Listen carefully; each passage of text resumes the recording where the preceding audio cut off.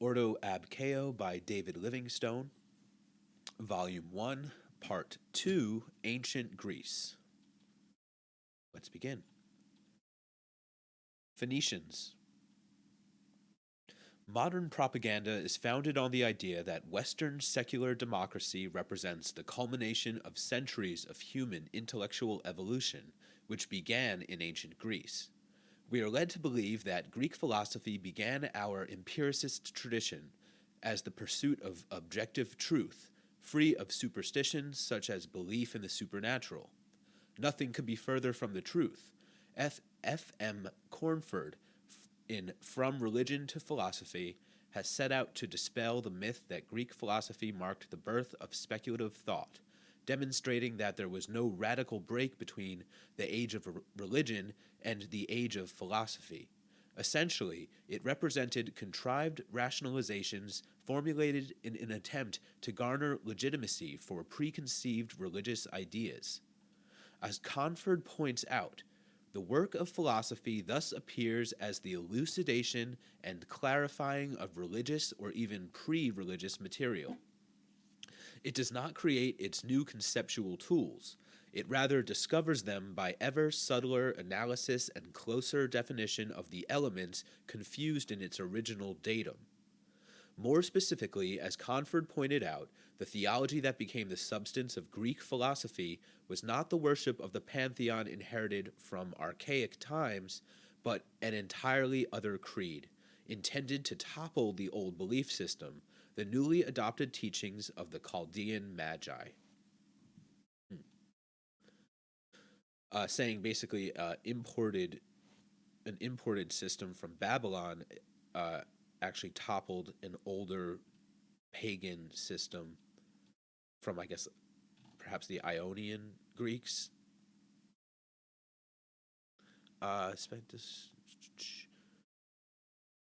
Maybe, I don't know if Ionian's the right term, but the more ancient Greeks into the age of Greek philosophy, the Greek Golden Age as we know it, saying was influenced by the Chaldeans. Contrary to popular assumptions, Greece was fundamentally a Middle Eastern civilization. According to M.L. West, though a number of foreign elements were derived from other parts of the Near East in archaic times, it was the Semitic West specifically, composed of the land of the Canaanites and the Jews, which exercised the greatest degree of influence on Greek culture. As demonstrated in The Orientalizing Revolution by Professor Walter Burkert, recognized as perhaps the foremost scholar of Greek religion, the emergence from the Dark Age was brought about through cultural contact with Phoenicians, who were effectively indistinguishable from the Israelites, though intermarriage and shared language and pagan cult. So, ethnically similar to Israelites were the Phoenicians, but they still had pagan religion, but they had the same language or similar language. Right. The Phoenician influence on ancient Greece was such that the east face of Helicon, West Asiatic elements in Greek poetry and myth, M.L. West remarks that Near Eastern influence cannot be put down as a marginal phenomenon to be invoked occasionally in explanation of isolated peculiarities. Damn it. It was pervasive at many levels and at most times. Burkert states that the impact on Greek art in this period is evident in imported objects as well as by new techniques and characteristic motifs of artistic imagery, though the prejudices of modern scholars have led them to disregard the overwhelming evidence. He continues. Even expert archaeologists, however, sometimes appear to feel uncomfortable about this fact, and indeed advise against using the expression the Orientalizing period. The foreign elements remain subject to a policy of containment. There is hardly a standard textbook that has Oriental and Greek objects depicted side by side. Many of the Oriental finds in the great Greek sanctuaries have long remained, and some still remain unpublished.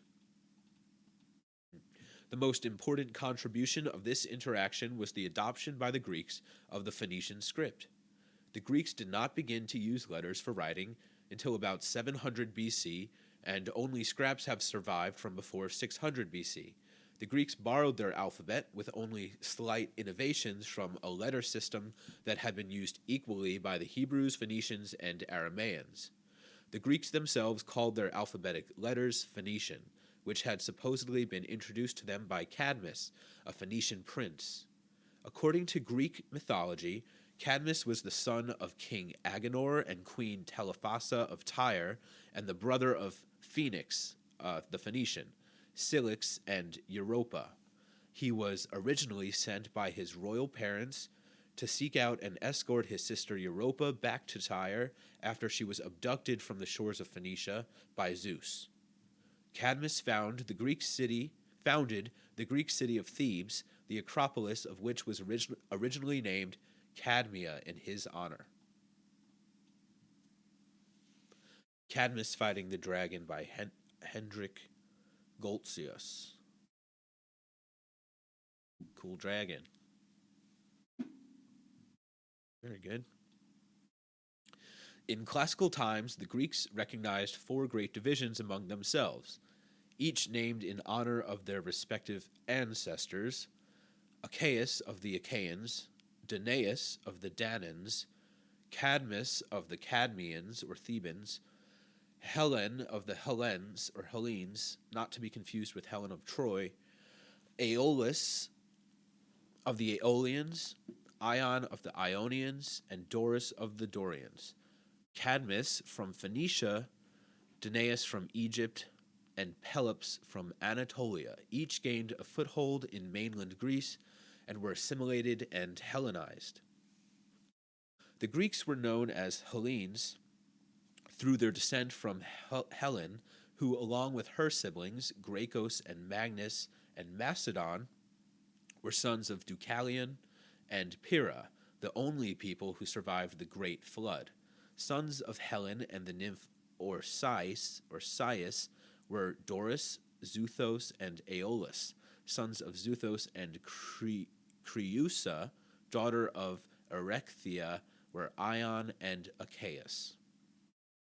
The Ionians were descended from Cadmus and Danaus, who were equated with the colonizers named Hyksos, a dynasty of foreign invaders who ruled a northern portion of Egypt, establishing themselves at a town called Abydos, but who were finally expelled by the Egyptians in 1450 BC and eventually settled Palestine. Manetho, an Egyptian priest who lived around 250 BC, equated the Hyksos with the Jews of the Exodus. Hecataeus of Abdera, a Greek historian of the 4th century BC, set out his view of the traditions of the Egyptian expulsion of the Israelite Exodus and that of Danaus landing in Greece. So these ancient Greek historians are equating things like the Hyksos Exodus, the Hebrew or Jewish Exodus, but also ancient ancestors of the Greek people who they believed came from Egypt, specifically Danaus, progenitor of the Danans, and I believe in some people's belief equated to the tribe of Dan from the 12 tribes of Israel.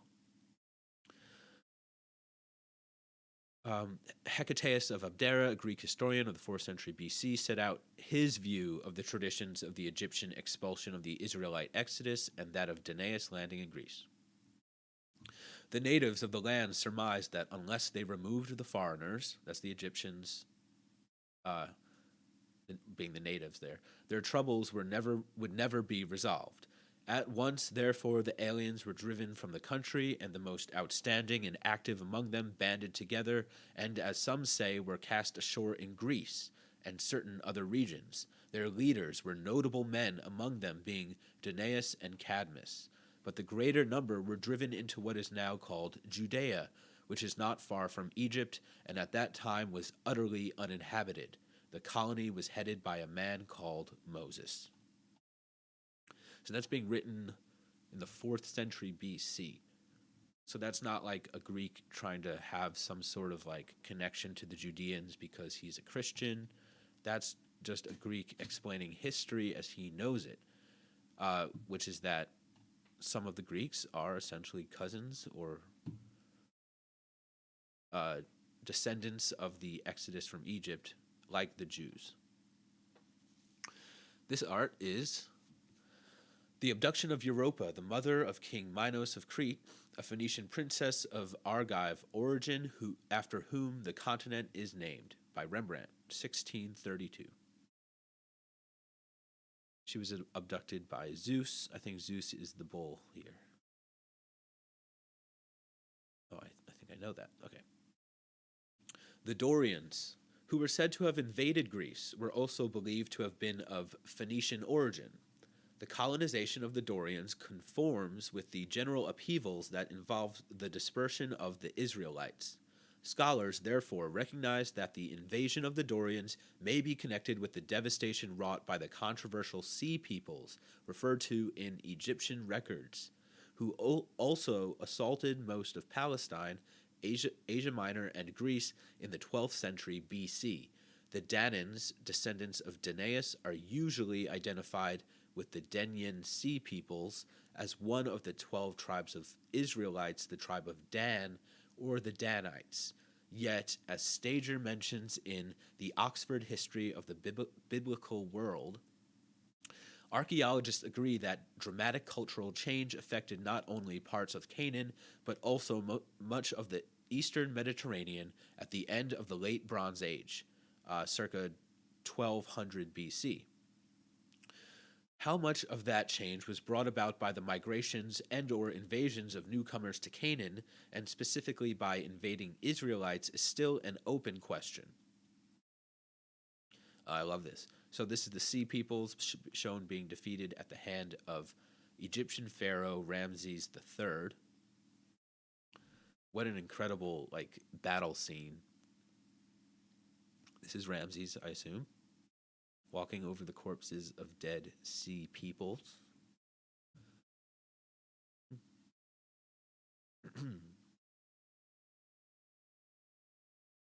A number of sites counted among the conquests of the Sea Peoples are identical with those known to have been accomplished by the Israelites. As well, though such conquests are not recounted in the Bible, the Jews were also commanded to conquer all the lands of the Canaanites and their affiliated peoples, which included the Hittites, known to have inhabited most of Asia Minor or modern Turkey, and perhaps as far as Greece. The Trojan War may thus have been a conflict between the ancient Israelites from the tribe of Dan, known to the Greeks as Danaans or Danaan Sea Peoples, against Hittites, the native inhabitants of Asia Minor.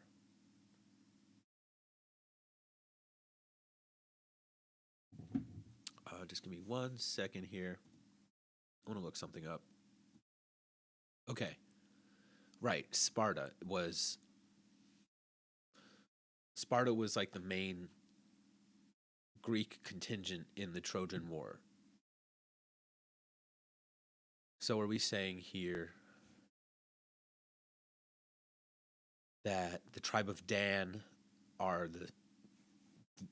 the Spartans, essentially? Trojan War may have been a conflict between the ancient Israelites from the tribe of Dan, aka Spartans, known to the Greeks as Danaans or Danaan Sea Peoples, against Hittites, the native inhabitants of Asia Minor, aka Trojans. In the Iliad, Homer refers to the Greeks as Achaeans, who were related to the Danaans, descendants of Danaus, who was believed to be the son of Egyptian king Belus, or Baal. The ancient city of Troy was located in the region known as the land of Troas, within which was also found, just several kilometers to the north, the city of Abydos, named after another city by the same name in Egypt that had formerly been the capital of the Hyksos. More evidence for that theory, that hypothesis. The Procession of the Trojan Horse into Troy by Giovanni Domenico Tiepolo, 1760.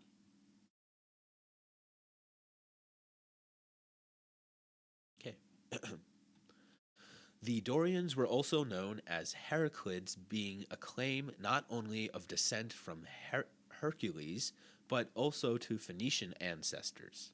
The Phoenician origin of Hercules is relatively undisputed, he being regarded as the equivalent of the Canaanite Melkart, another name for Baal. Hercules is obviously related to the Bible hero Samson, a story evidently included in the text through pagan or Kabbalistic influence. Samson and Hercules are both species of solar heroes identified with Orion and derived from the Babylonian figure Gilgamesh, the famous epic who also killed an invincible lion and accomplished other great tasks.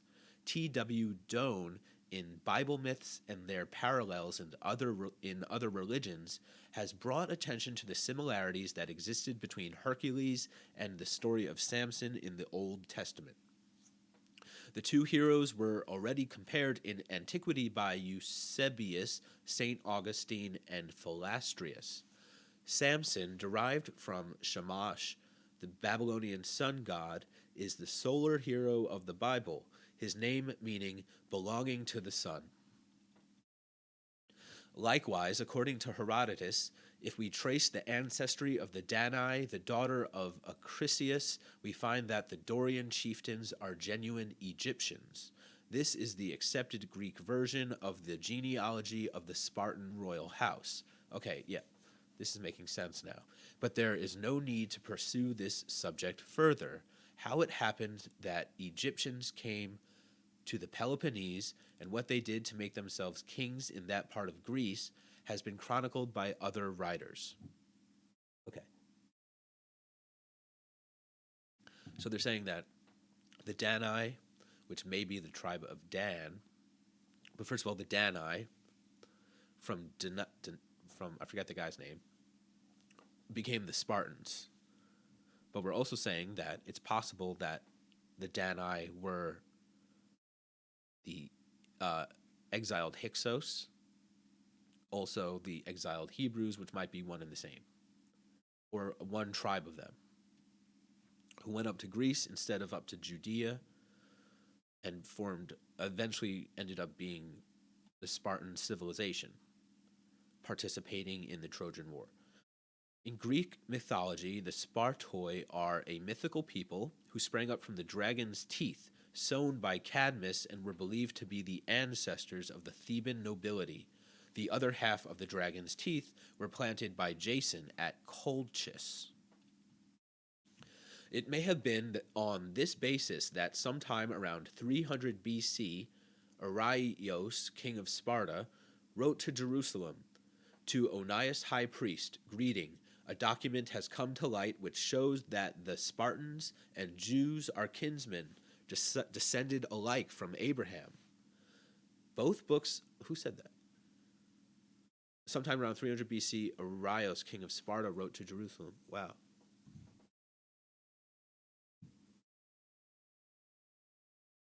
Okay, I'm going to have to look at source number 8. That's super interesting.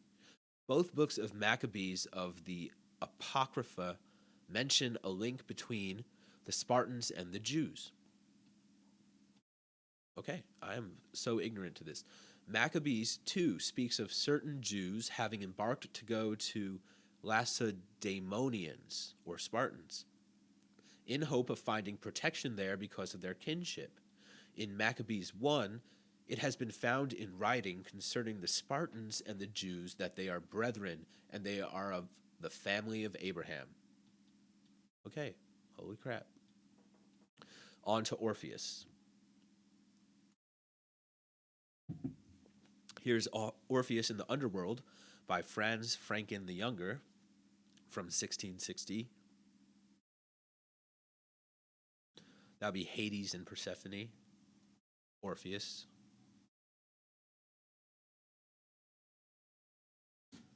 Following their release from the captivity in Babylon, not all Jews returned to Jerusalem, however. Right. Some remained in Babylon, while others followed the conquests of the Persians and settled in Egypt and Greece, where they contributed to the rise of Greek philosophy. Okay. On the authority of Bardesanes, a Syrian Christian of the late 1st and early 2nd century AD, the Magusaeans, wherever they were found, I'm going to say Magusaeans, sorry, wherever they were found, observed the laws of their forefathers and the initiatory rites of their mysteries. Among the rumors associated with these mysteries was the practice of human sacrifice. It happens. Orphic Egg by Jacob Bryant.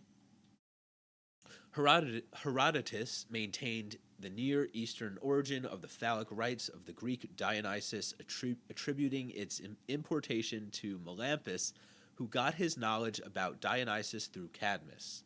The legendary founder of the rites of Dionysus was known to have been Orpheus, who inspired the Orphic movement, which was influenced by Zervanism. And remember, Zervanism was the worship of the dark god, coming from Babylon. This whole Babylonian Persian kind of mixed system that's growing here. Kabbalah, essentially, or Chaldean magic. In the Orphic tradition, it was Kronos, the equivalent of Zervan, who governed chronological time, ether, and chaos, and an egg, from which Phanes was born. The founding literature of the Greek mysteries were the poems of Orpheus and Musaeus, written, or at least redacted, by the notorious forger Onomacritus. Orpheus was a legendary figure, the son of a muse and the king of Thrace. He joined the expedition of the Argonauts, saving them from the music of the sirens by playing his own, which was so powerful that even animals, trees, and rocks began to dance. When, upon his return, his wife, Eurydice, was killed by a snake bite, Orpheus went down into Hades, the underworld, to bring her back.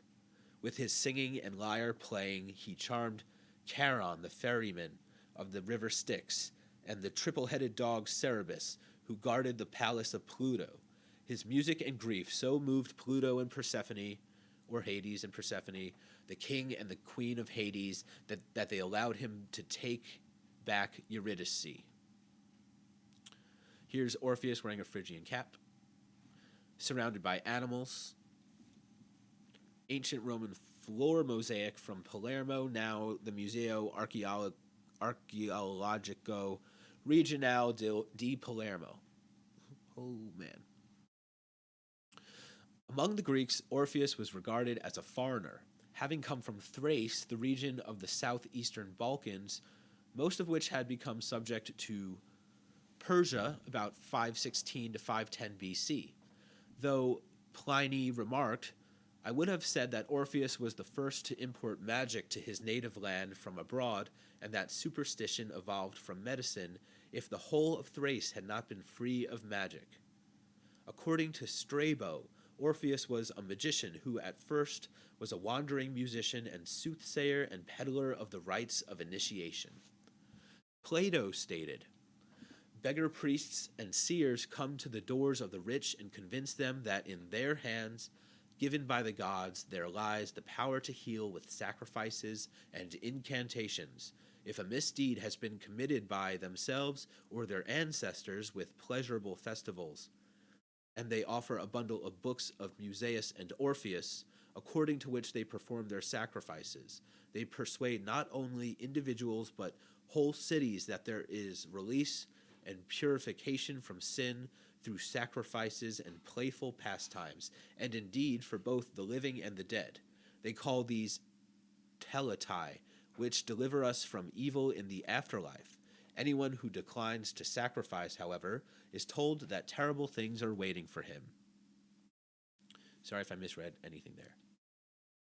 Aristobulus, a 3rd century BC Jewish philosopher, claimed that Orpheus was a follower of Moses and quoted the following from the Orphic poem.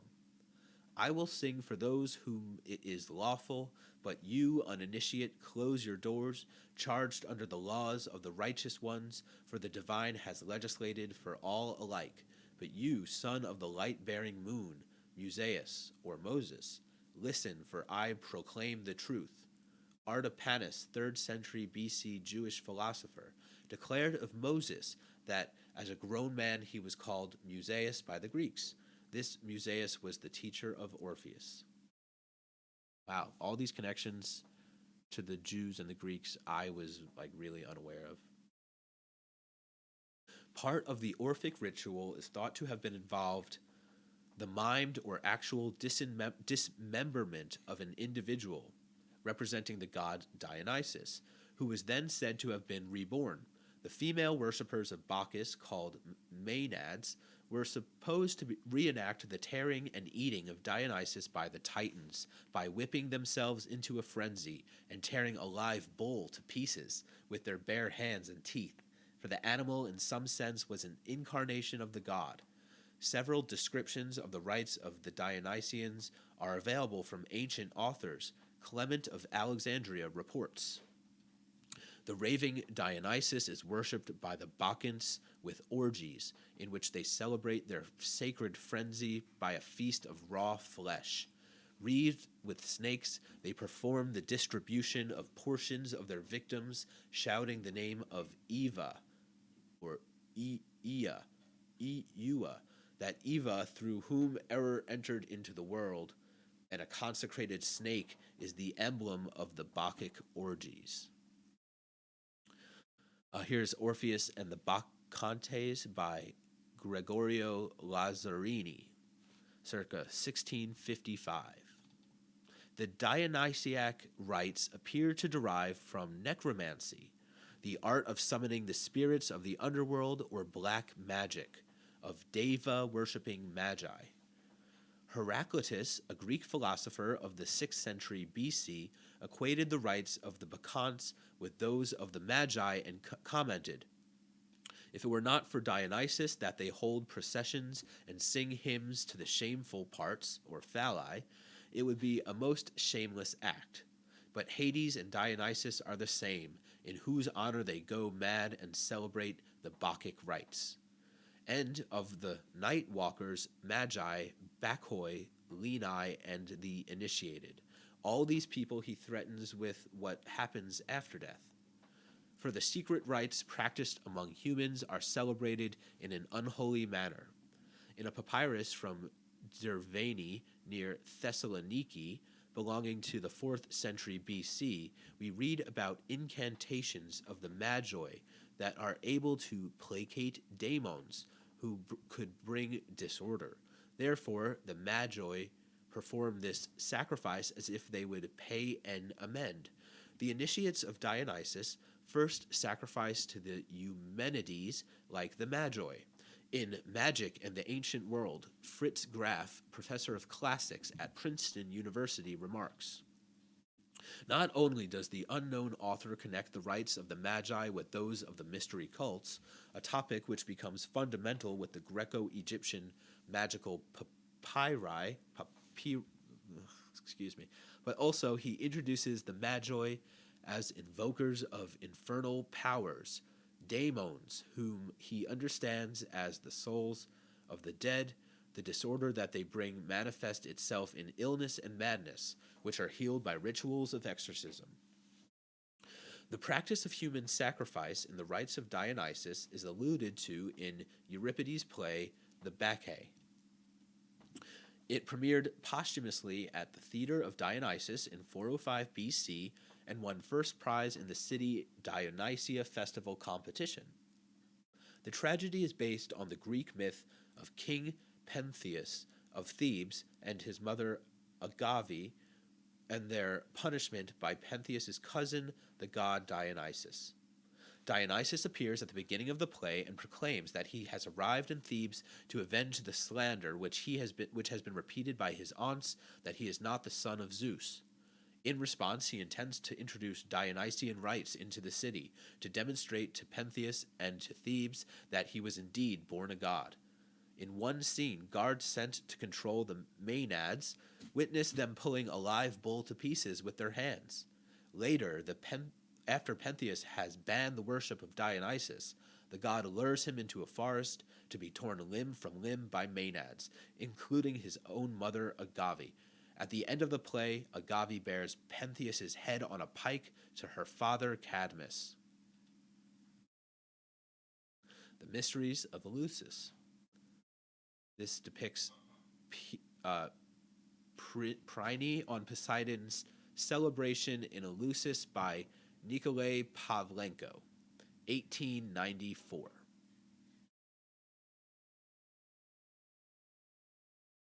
The emergence of the mystery cults in the 6th century BC, the most famous of which were the Eleusinian Mysteries of Demeter, represented a fundamental aspect of the transformation of Greek religion.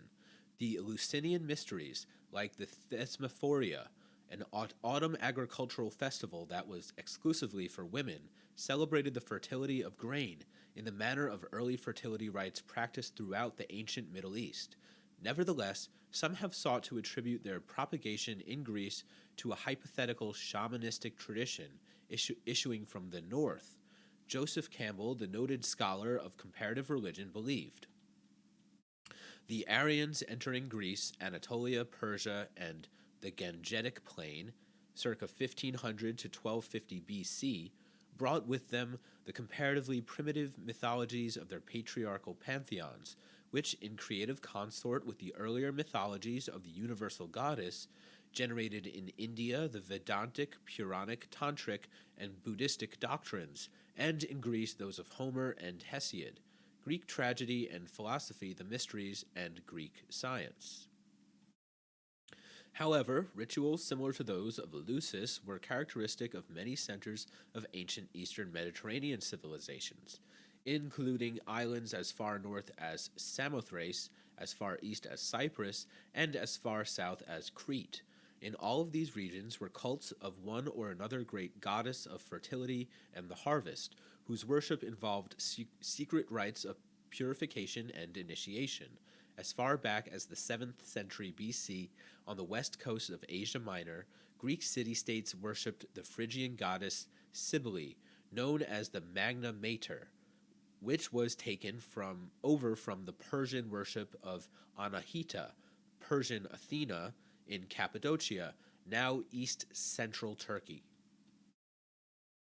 According to Diodorus of Sicily, Isis was transferred by the Greeks to Argos, while in their mythology they said that she was Io, who transformed into a cow, but some think the same deity to be Isis, some Demeter, some Thesmophoros, but others Selene, and others Hera.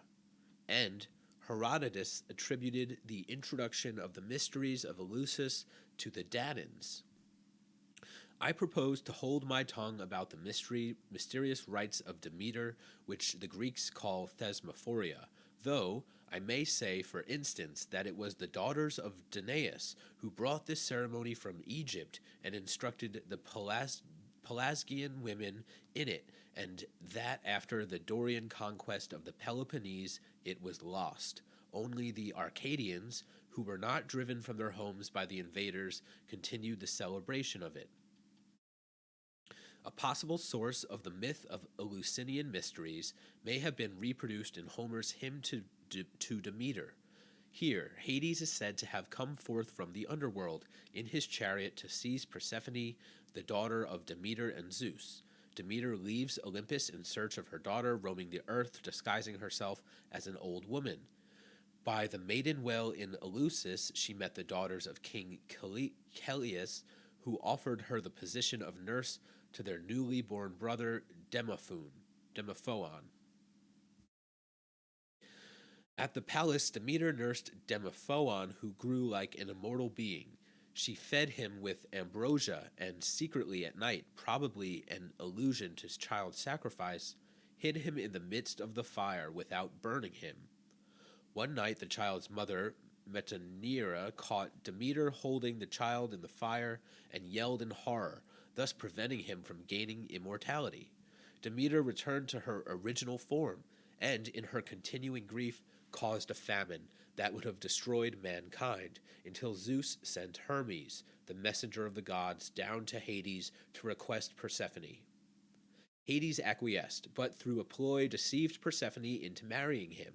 Consequently, Persephone would have to dwell with Hades for a third of the year, becoming goddess of the underworld, coming forth in spring when she made the earth bloom again and taught her mysteries to the Eleusinians. Walter Burkert has pointed to the evident Middle Eastern fertility motifs. That's my cat. Walter Burkert has pointed to the evident Middle Eastern fertility motifs present in the hymn to Demeter, and according to Pengles in Greek myths and Mesopotamia, seen here,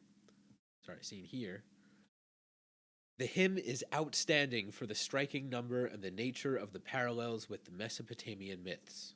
Indeed, numerous motifs and underlying ideas are not only closely similar but are complex features central to the Mesopotamian myths as they are to the Greek hymn. Just as significantly, they are also found in a specific group of Mesopotamian myths, that is, along the myths of the goddess and consort, whose strand representing the cult of Inanna and her consort Dumuzi, and of Damu, who is identified with him. There are many parallels, especially in the central structural ideas of the journeys carried out by the gods and in the accompanying idea of the power involved in the journey. But there are also striking parallels of motif with similar underlying ideas, so many in fact that the conclusion of Mesopotamian influence is, even at first sight, hard to avoid, and on closer inspection, compelling. The word mystery, mysterion in Greek, derives from the Greek verb mystian, to close, referring to the closed secrecy of the rituals, because an initiate was required to keep silent about that which was revealed to him in the private ceremony.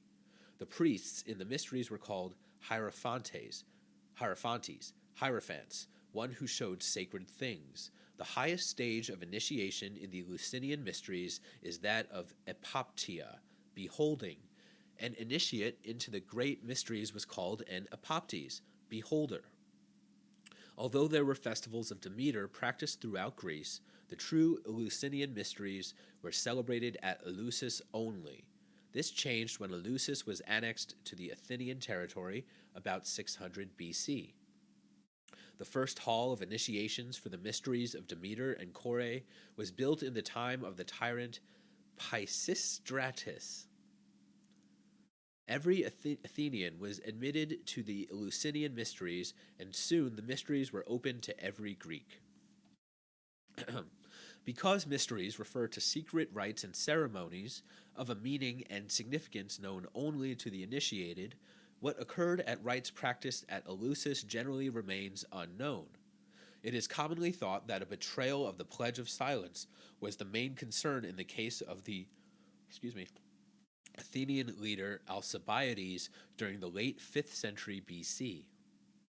In Plutarch's Life of Alcibiades, it is said that Alcibiades and his friends were accused of having profaned the Eleusinian mysteries in a drunken parody of the ritual.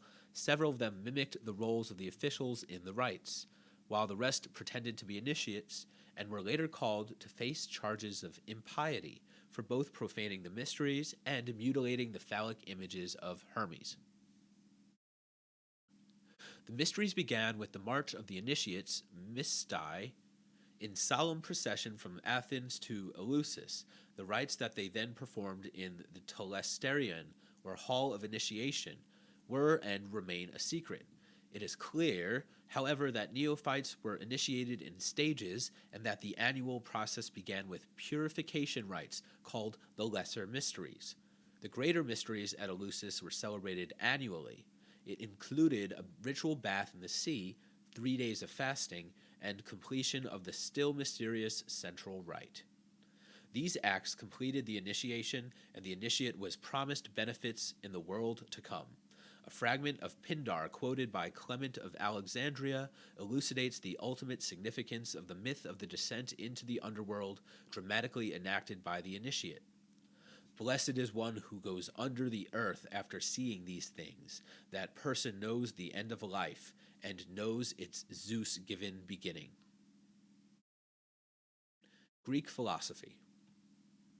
Here, a map of the Achaemenid Empire at its greatest extent, circa 500 BC, I believe.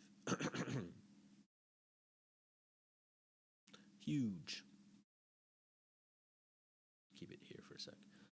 Throughout the classical period, ancient Greece was merely a collection of small rivaling city-states, while the Persians erected an empire that at its height spanned an immense territory including the whole of the Middle East, Egypt, parts of India, Armenia, Afghanistan, Turkestan, Asia Minor, and Thrace.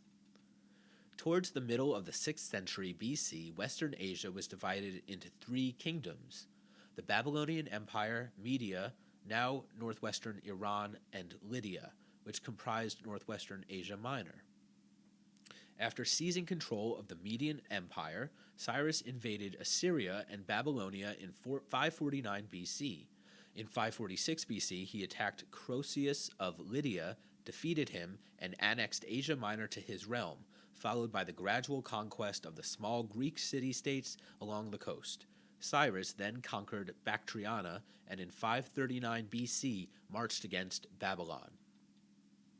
Cyrus's son Cambyses added Egypt in 520 BC, and after him in 522, Darius came to power and set about consolidating and strengthening the Persian Empire. From 521 to 484 BC, Darius expanded the empire further with conquests in India, Central Asia, and European Thrace. Darius did not achieve all that he wished, though his work rivaled that of Cyrus. The empire was decentralized, divided into 20 provinces, each under a satrap who was a royal prince or great nobleman. Royal inspectors surveyed their work and their control over administration made easier by the institution of a royal secretariat to conduct correspondence with the provinces. Aramaic, the old language of the Assyrians, was adopted as the official language, well adapted to imperial affairs because it was not written in cuneiform but in the Phoenician script. So major revolution in the world happening under Cyrus the Great. Contact between Greeks and the Magi resulted from the Persian conquest of the Greek city-states of Ionia in Asia Minor. Beginning in the 6th century BC, Ionia came under Persian domination, and for the most part would not achieve independence until the time of Alexander in the 4th century BC. Therefore, as Greek philosophy emerged in a region of the world that was then part of the Persian Empire, it should not be regarded as a Greek phenomenon at all. Though Greek-speaking, most of the first philosophers referred to collectively as pre-Socratics were from Ionia. In early Greek philosophy and the Orient, M.L. West has suggested that the introduction of Persian and Babylonian beliefs into Greece was attributable to the Magi fleeing west from Cyrus's annexation of Media. In Alien Wisdom, Arnaldo Mamigliano affirms, "Those who have maintained that Pheresides of Cyrus, Anaximander, Heraclitus, and even Empedocles derived some of their doctrines from Persia have not always been aware that the political situation was favorable to such contacts, but this cannot be said of Professor M.L. West, the latest supporter of the Iranian origins of Greek philosophy. He certainly knows that if there was a time in which the Magi could export their theories to a Greek world ready to listen, it was the second half of the 6th century BC. It is undeniably tempting to explain certain features of early Greek philosophy by Iranian influences. The sudden elevation of time to a primeval god in Pherecydes, the identification of fire with justice in Heraclitus, Anaximander's astronomy placing the stars nearer to the earth than the moon, these and other ideas immediately call to mind theories which have been thought to consider Zoroastrian, or at any rate Persian, or at least Oriental. Therefore, among the pre-Socratics we find a concern with the typical Magian doctrines of astralism, dualism, and pantheism. Thus, the earliest of the pre-Socratics contended as to which of the 4 elements was the underlying substance of the universe. Anaximander of Miletus, who was 64 years old in 547 or 546 BC, and pupil of Thales, speculated the sky contained separate spheres through which the planets traveled, a concept that would dominate astronomical thought until the 17th century. Thales had believed that the underlying substance of the universe was water, but Anaximander thought it to be something other and that it was boundless, from which the four elements ensue. Like Anaximander, Anaximenes, who flourished in 545 BC, the third Milesian, among those regarded as the first of Greek philosophers, believed that the underlying matter is boundless, but consisting of air, which he regarded as a god. It becomes denser, air becomes denser, air becomes fire, water, and earth. Magian thought is again evident in Anaxagoras, who was born in Ionia around 500 BC, was the teacher of both the statesman Pericles and the playwright Euripides, and the greatest influence on the philosopher Socrates. He had been summoned to trial for teaching astronomy and for being pro-Persian. He explained, "And mind set in order all things, whatever kinds of things were to be, whatever were, and all that are now, and whatever will be, and also this rotation in which are now rotating the stars, and the sun, and the moon, and the air and aether that are being separated off." To Heraclitus, born in the Ionian city of Ephesus around 540 BC, in accordance with the teachings of the Magi, God was a fire endowed with intelligence. As with most, if not all, of the early philosophers, Heraclitus espoused a doctrine of pantheism, the belief that the entire universe is a single, eternal, living being. I can get down with that. Anyway, nearly all pre-Socratic philosophers adhered to a dualistic philosophy of the universe, seeing the world as a struggle between opposites. The Pythagoreans posited two principles, and to Anaximander, justice regulates the interplay of physical opposites. To Empedocles, all things consist of fire, as he envisaged a dualistic universe and of great cosmic cycles in which the four elements, earth, air, fire, and water, are mixed together by love and pulled apart by strife.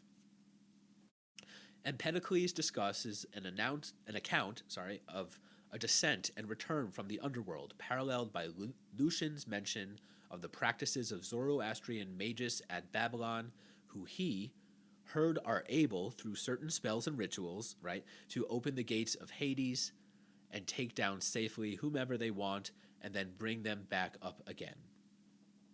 Empedocles was born about 515 BC in Elea in southern Italy, a famous center of Greek philosophy, which owed its existence to the Persian takeover of Ionia in 546 BC. Several ancient writers, including Pliny, Philostratus, and Apuleius, had made Empedocles a disciple of the Magi, and the first reference we have of him in surviving Greek literature, dating back to his own lifetime, is from the 5th century BC, Xanthus of Lydia, which presented him in the context of a discussion of the Persian Magi. All right, so they're connected. Asthenes, Zoroaster's supposed disciple, known as the Prince of the Magi, was said to have accompanied Xerxes on his campaign against Greece as his chief magus. Pliny mentioned that Asthenes was the first person to write a book on magic and nurtured the seeds, as it were, of this monstrous art, spreading the disease to all corners of the world on his way. However, some very thorough researchers place another Zoroaster, who came from Proconnesus, somewhat before Asthenes' time. One thing is certain, Asthenes was chiefly responsible for stirring up among the Greeks not merely an appetite, but a mad obsession for this art. Okay. It is said that after the emperor's defeat at Salamis, Asthenes stayed behind to become the teacher of Democritus, an Ionian philosopher born 460 BC. The reputed author of 72 works, Democritus apparently also visited Babylon to study the science of the Chaldeans, of which he is to have written on the subject. He summed up his results of the investigations in a Chaldean treatise. Another tractate was entitled On the Sacred Writings of Those in Babylon, and as a result of his visit to Persia, he wrote Magia. In an extract, Democritus, following the Babylonian pattern, distinguishes the trinity of the sun, moon, and Venus from other planets. Right? Moving on to Plato. Here's the School of Athens by Raphael, with Plato and Aristotle in the center. These two, Plato, I think, Aristotle, and Zoroaster, right-facing, holding a globe. Looks like he's right around here. Unless it's this guy. Two globes here. One's kind of like the sky.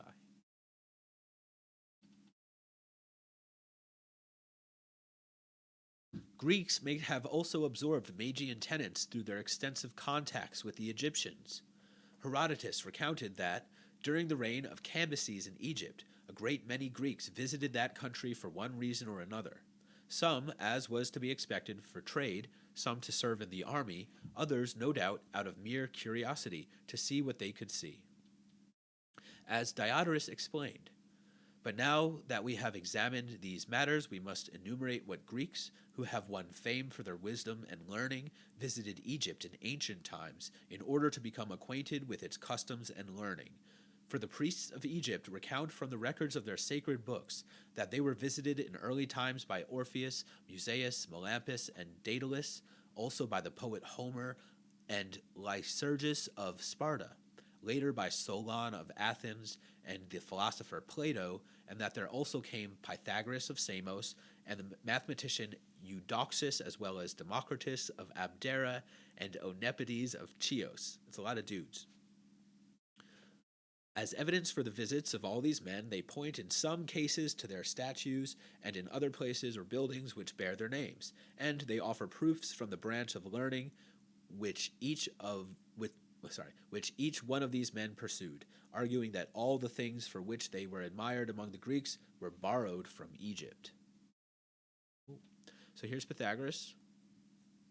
Cool. Though Pythagoras was born on the island of Samos, his father was a Phoenician from Tyre. Pythagoras had traveled to Egypt, at which point, according to Apuleius in his Apology, he was captured by Cambyses during his invasion of the country and taken back to Babylon along with other prisoners.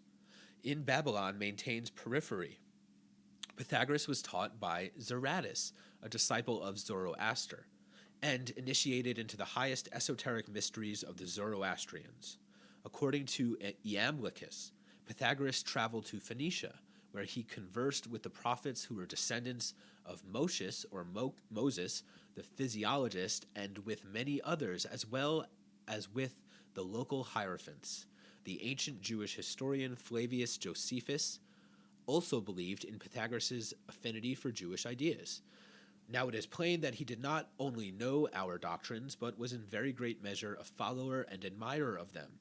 For it is very truly affirmed of this Pythagoras that he took a great many of the laws of the Jews into his own philosophy. According to F.M. Conford, whether or not we accept the hypothesis of direct influence from Persia on the Ionian Greeks in the 6th century, any student of Orphic and Pythagorean thought cannot fail to see that the similarities between it and Persian religion are so close as to warrant our regarding them as expressions of the same view of life, and using the one system to interpret the other. As Bertrand Russell outlined, from Pythagoras, Orphic elements entered into the philosophy of Plato, and from Plato into most later philosophy that was in any degree religious. According to Modigliano, it was Plato who made Persian wisdom thoroughly fashionable, though the exact place of Plato in the story is ambiguous and paradoxical. In antiquity, the reputation of Plato's purported connection with the Magi was widespread. Plato's only actual mention of Zoroaster, though, is found in the Alcibiades, which may or may not have been his work, in which Socrates states that the Babylonians who educate their children in the Magian lore of Zoroaster, son of Ahura Mazda, are superior to those in Athens. Yet, who made a number, yet, according to Diogenes Laertius, Plato's teacher, Socrates met a magus, who made a number of predictions, including that of Socrates' death. Plato himself is said to have spent several years in Egypt, after which he had intended to visit the Magi, but was prevented due to the wars with Persia. Nevertheless, in a manuscript found in the ruins of Herculaneum, which was destroyed along with Pompeii in the eruption of Vesuvius, Plato is said to have met with a Chaldean shortly before his death. Finally, the Epicurean Colotes mocked Plato's purported borrowings from Zoroaster, which indicates that this connection was a well-established opinion around 280 to 250 BC. The man considered responsible for introducing Magian tenets to Plato was one of his friends, an Ionian mathematician and astronomer, Eudoxus of Cnidus, who seems to have acted as head of the academy during Plato's absence. Eudoxus is said to have traveled to Babylon and Egypt, studying at Heliopolis, where he learned the priestly wisdom and astronomy. Here he is. According to Pliny, Eudoxus wished magic to be recognized as the most notable and useful of the schools of philosophy. As well, according to Astrobulus, a 3rd century BC Jewish philosopher, Plato also had access to translations of Jewish texts, and therefore it is evident that Plato imitated our legislation and that he investigated thoroughly each of the elements in it, for he was very learned, and was Pythagoras, who transferred many of our doctrines and integrated them into his own beliefs. Numenius of Apamea, of the late 2nd century AD, remarked, "What is Plato but Moses speaking in Attic Greek?" The great exposition of Magian thought in the Greek language is the Timaeus, where Plato treated the common Magian themes of time, triads, pantheism, astrology, and the 4 elements. The purpose of life, according to the Timaeus, is to study the heavens. Most common to the tales or motifs borrowed from the Magi were those dealing with visits to the underworld. Plato provides his description of the ideal state in the Republic, proposing a stratified society based on 3 classes, including guardians, also known as philosopher kings, followed by a warrior class and then producers below them. To explain how guardians are to be instructed, Plato presents the myth of which holds many parallels with occult and later Kabbalistic doctrines. The story consists of a vision of the afterlife recounted by the son of Arminian, who died in a war but returned to life to act as a messenger from the other world. He described a heaven and hell where souls are either rewarded or punished, and a cosmic vision of the universe, controlled by the spindle of necessity. And her daughters, the 3 fates, where the siren's song echoed the harmony of the 7 spheres. Colotes, a philosopher of the 3rd century BC, accused Plato of plagiarism, maintaining that he substituted name for that of Zoroaster. The myth's similarity with the Chaldean ideas is confirmed in that in it Plato presents a list of colors corresponding to each of the planets, which conforms precisely with the correspondence offered in Babylonian texts. Clement of Alexandria and Proclus quote from a work entitled On Nature, attributed to Zoroaster, in which he is equated with Quoting the opening of the work, Clement mentions, Zoroaster then writes, "These things I wrote, I Zoroaster, the son of Arminius, a Pamphylian by birth. Having died in battle and been in Hades, I learned them of the gods. This Zoroaster, Plato says, having been placed on the funeral pyre, rose again to life in 12 days. He alludes perchance to the resurrection, or perchance to the fact that the path for souls to ascension lies through the 12 signs of the zodiac, and he himself says that the descending pathway to birth is the same. In the same way, we are to understand that the 12 labors of Hercules, after which the soul obtains release from this entire world." Finally, in the Timaeus and the Critias, Plato set out the myth of Atlantis. Plato records the conversation Socrates had with Timaeus, Hermocrates, and Critias.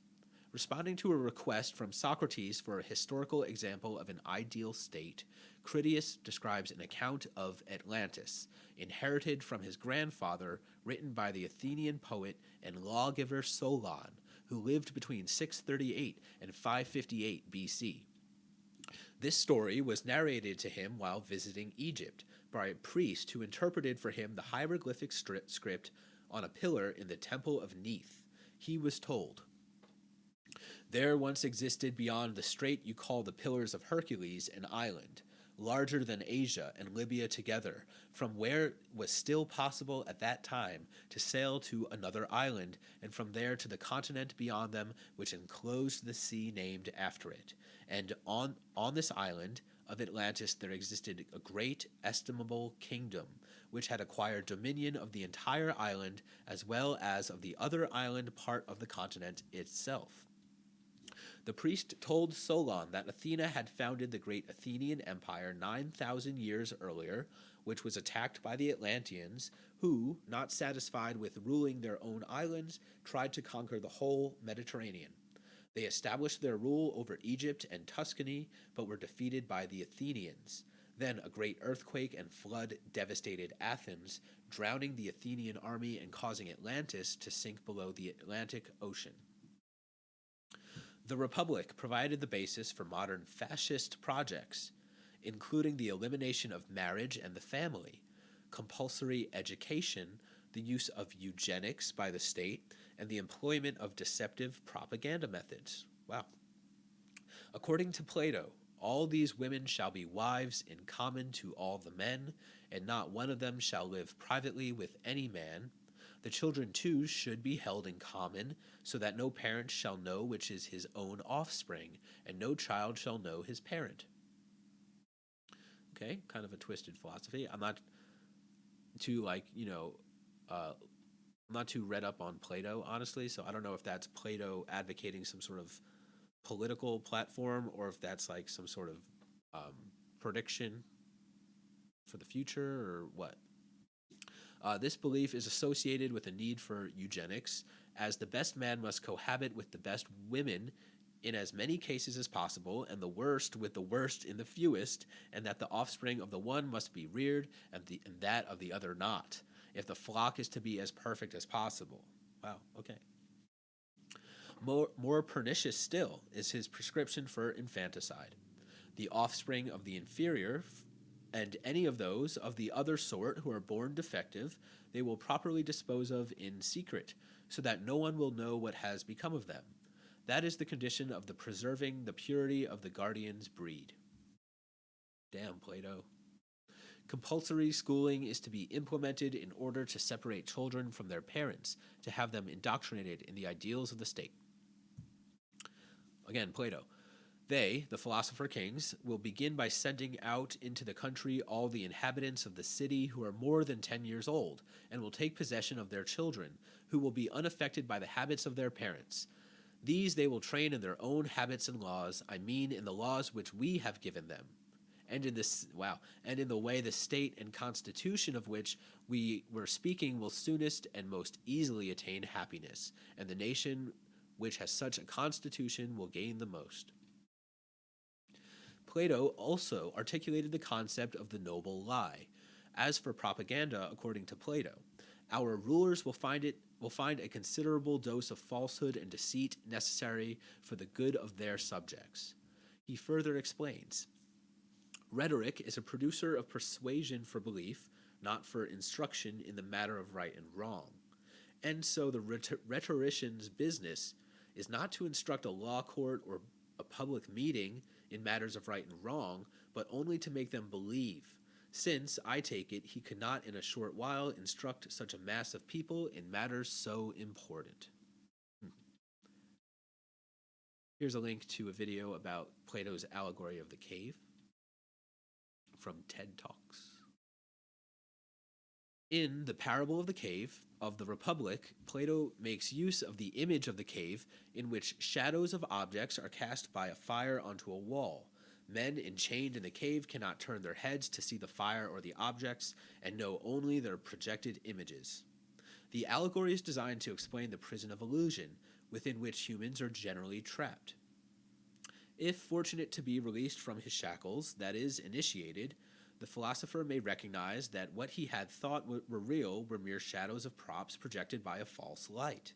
He may then begin the ascent upward to the entrance of the cave, to gaze at the true light, or true knowledge, symbolized by the sun as the Mithraists who seek union with Mithras, the sun. Great.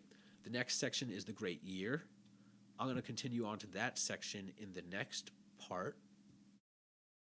Let's see how much further we have to go. Planetary Gods. So that's 2 more sections. So I won't do a next part. I'll continue this video, but what I'll do is pause here and come back probably in a few hours to continue. For you guys, it will seem as if nothing happened. It'll be seamless. And here I am. Okay, the Great Year. He includes a link to a YouTube video called Procession of the Earth that I guess explains a little bit more about this. Okay. Plato used the term perfect year to describe the return of the planets and the diurnal rotation of the fixed stars to their original positions, a phenomenon associated with the precession of the equinoxes.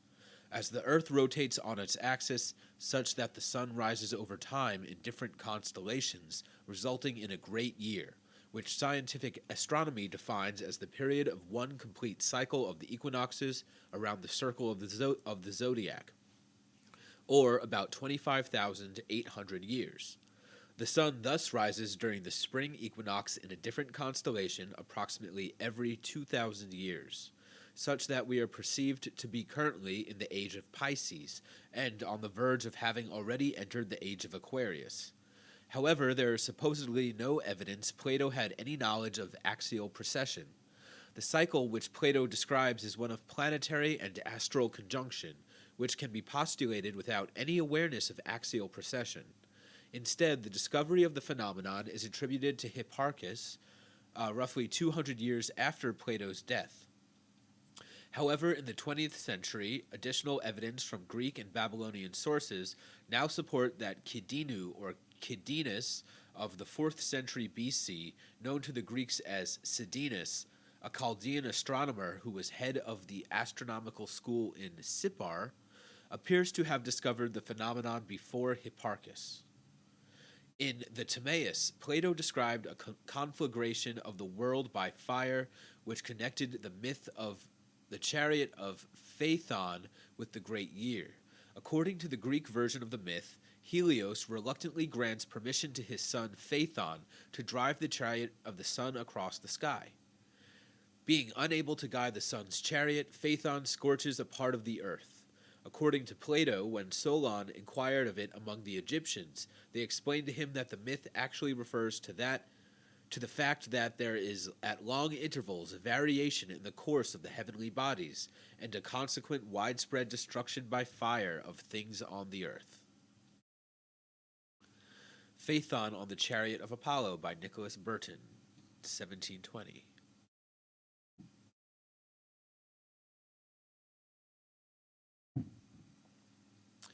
Recalling the ascent of Mithras to heaven in a chariot in the Phaedrus, Plato offers an analogy of the soul, comparing it to a chariot drawn by 2 horses, a myth which held particular importance for later philosophers and mystics, interpreted along with the Timaeus as an account of the celestial ascent of the soul and its subsequent fall.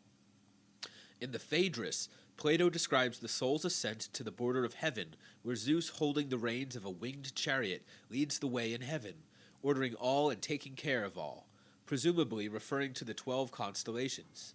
Zeus is followed by the array of gods and demigods, marshaled in 11 bands. Hestia alone abides at home in the house of heaven. Of the rest, they who are reckoned among the princely 12 march in their appointed order. Plato then puts forth the image of the soul imparted with wings under the influence of divine love, which expresses and experiences this love according to the astrological nature of the god, or constellation it followed in heaven.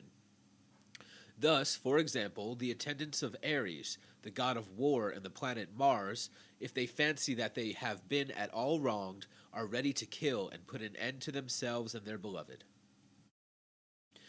Dio Chrysostom recorded a hymn sung by the Magi of Asia Minor on account of its resemblance to the Stoic theory of conflagrations. In the hymn, which Dio claimed was sung by Zoroaster and the children of the Magi who learned it from him, Zeus is portrayed as the perfect and original driver of the most perfect chariot, drawn by 4 horses, representing the 4 elements. The hymn ends at the moment that the divine fire, having absorbed all the substance of the universe, prepared for a new creation. This is, the painted porch, or the Stoa Poikile. The name Stoicism derives from the Stoa Poikile, or painted porch, a colonnade decorated with mythic and historical battles on the north side of the Agora in Athens, where Zeno and his followers gathered to discuss their ideas. Excuse me. And this is Zeno of Citium, founder of Stoicism. While Greek philosophies and Greek sciences became universal throughout the Middle East, many teachers were not themselves Greek, and much of the philosophy and science was not Greek in origin or inspiration. Greek philosophy at this time was divided into fairly definite schools, of which the most important were the Cynics, Skeptics, Epicureans, and the Stoics. Of these, the most influential was that of the Stoics, which takes its name from the place where its founder Zeno would lecture, the Stoa Poikile. Excuse my pronunciation. The painted porch, a colonnade decorated with mythic and historical battle scenes on the north side of the Agora in Athens. Zeno from Citium, principal Phoenician city in Cyprus, and son of a Phoenician merchant. A.H. Armstrong commented that the Stoics accepted with enthusiasm the horrible Eastern superstition of astrology along with all forms of divination as perfectly corresponding to their view of the cosmos. The Stoics, who encouraged all forms of divination, were promoters of astrology.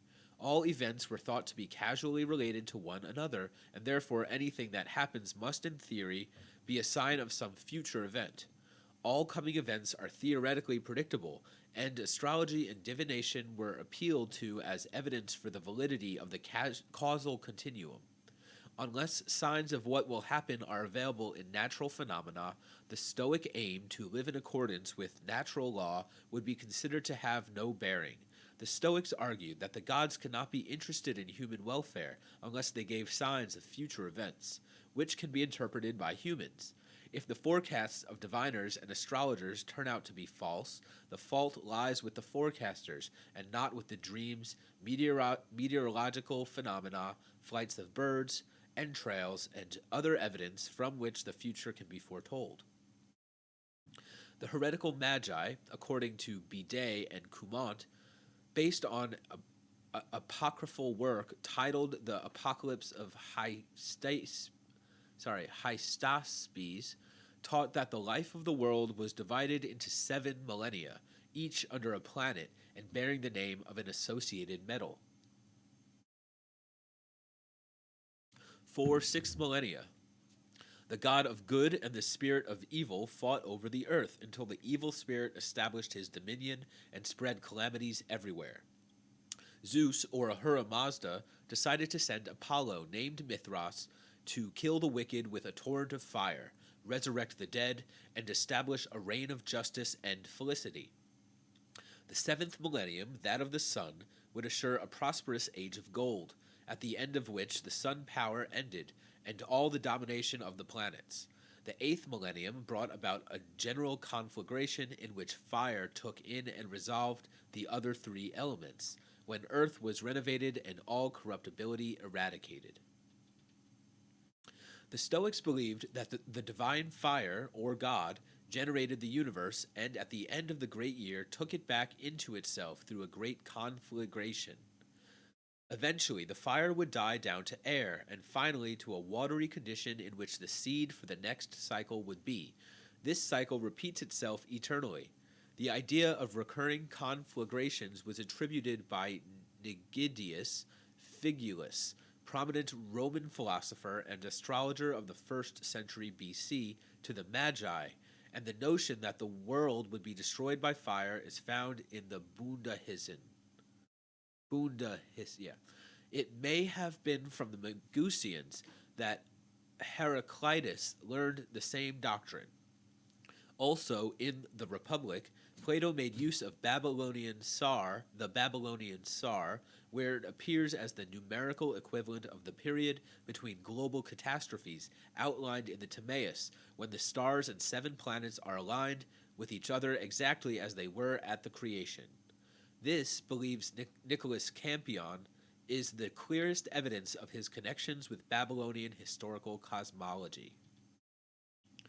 As Anthony Long has indicated, the Stoics were probably influenced by the doctrine of Berosus, who, interpreting the prophecies of Bel, attributed these disasters to the movement of the planets, and claimed to be able to determine the date of the conflagration and the Great Flood. Berosus maintained that the Earth will burn whenever all the planets converge in Cancer, and are arranged in such a manner as to be aligned in a straight line, and that there will be a further great flood when the planets converge in the same manner in Capricorn, since the change to summer occurs under the sign of Cancer, and the change to winter under Capricorn. Planetary Gods. Here's some zodiac signs.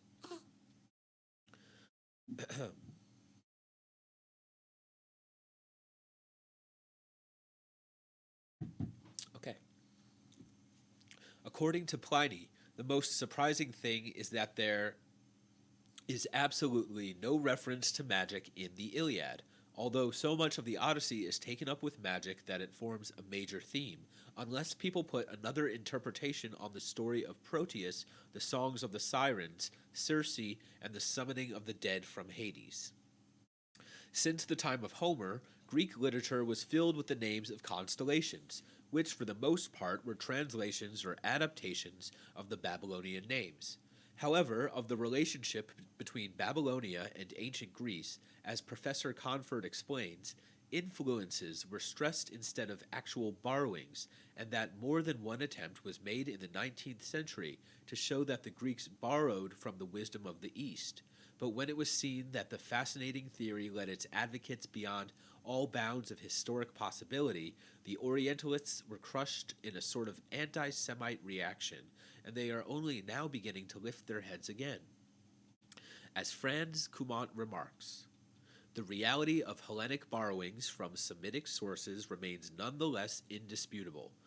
At a distant date, Hellas received from the Far East a duodecimal or sexagesimal system of measurement, both of time and of objects. The habit of reckoning in terms of 12 hours, which we still use today, is due to the fact that the Ionians borrowed from the Orientals this method of dividing the day.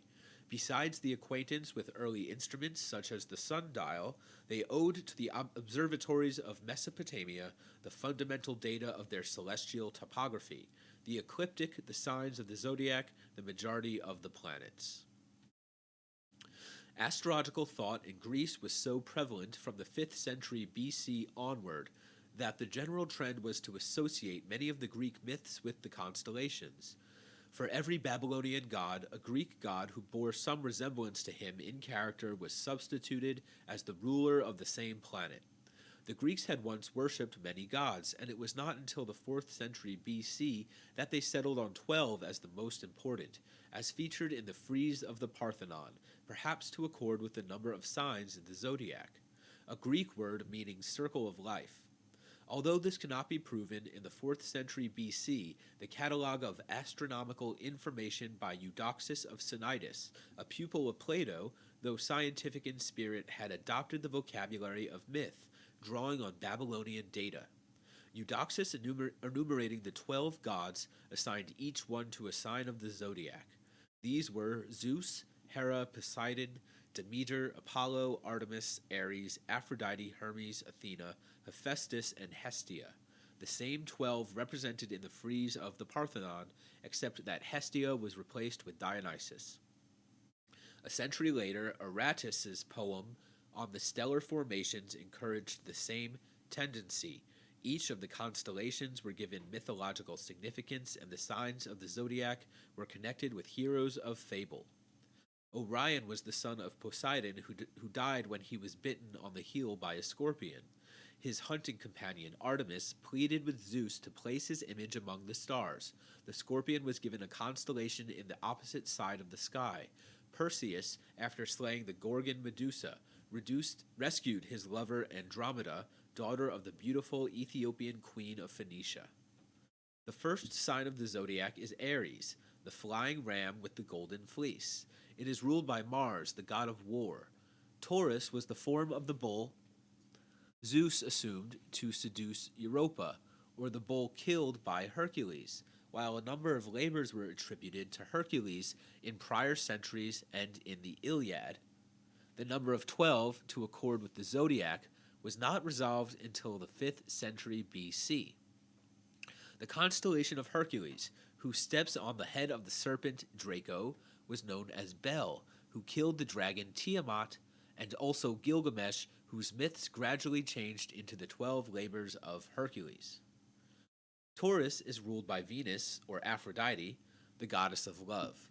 Gemini has 2 leading stars that are named in honor of twin boys most famous for accompanying Jason in the Argo during his quest for the Golden Fleece. Cancer was a gigantic sea crab that attacked Hercules. And Leo is the Nemean lion he killed.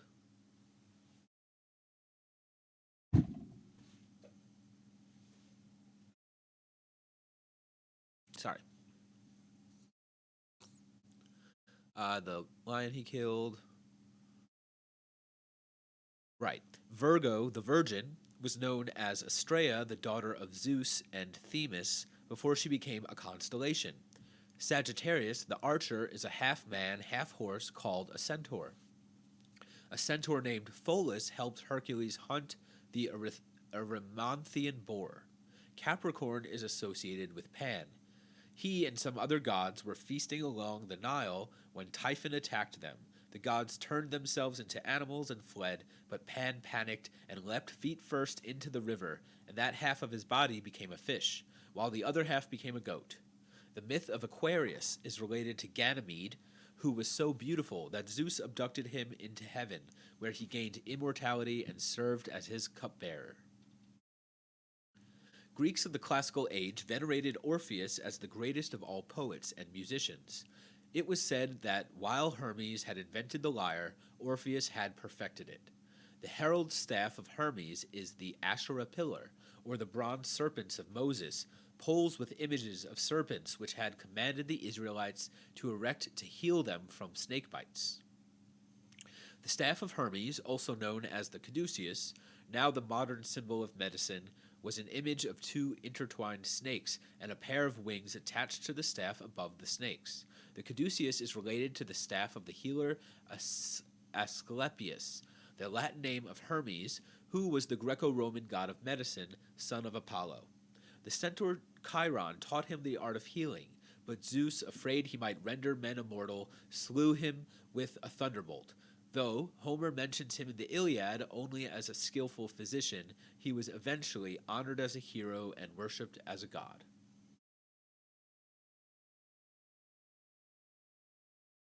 However, the man scholars believe to have been most likely responsible for bringing astrology to Greece was Berosus, a priest of Bel Marduk, who established himself at the school of astrology on the island of Kos about 280 BC. His lost Babylonica, dedicated to the Seleucid ruler Antiochus I, survives only in fragments. Quotes by later Greek writers who were later cited by Eusebius and Josephus. In his first book, he describes the land of Babylonia, to which the half-man, half-fish Oannes and other divinities came out of the sea to teach men the rudiments of civilization. The second and third books contained the chronology and history of Babylonia and Assyria, beginning with the 10 kings before the flood, then the story of the flood itself, and finally the story of the Assyrians, the last Babylonian kingdom, and the Persians.